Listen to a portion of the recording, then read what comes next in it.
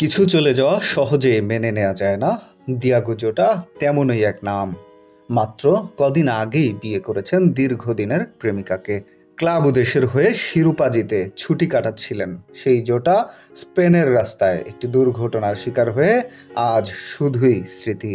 2 জুলাই স্পেনের জামুয়ায় ল্যাম্বরগিনি গাড়িতে ভাই আন্দ্রের সঙ্গে ভ্রমণ করছিলেন জোটা। 120 কিলোমিটারের গতিতে থাকা গাড়ির পেছনের চাকায় বিস্ফোরণ, গাড়ি ছিটকে পড়ে আগুনে পুড়ে 2 ভাইয়ের মৃত্যু। দিয়াগো জোটা সহজাত গোল স্কোরার, পরিশ্রমী ছিলেন মাটির মানুষ। প্রিমিয়ার লিগে লিভারপুলের 20তম শিরোপা জয়ে যার অবদান অবিস্মরণীয়।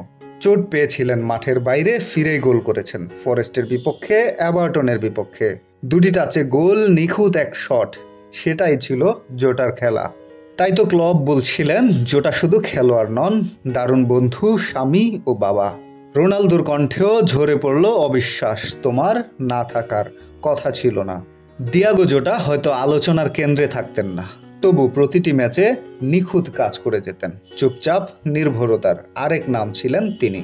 পাসেস দু ফেরেইরো থেকে আতলেটিকো, সেখান থেকে উলবস হয়ে লিভারপুলের প্রাণ হয়ে ওঠা তরুণটির বয়স মাত্র 27।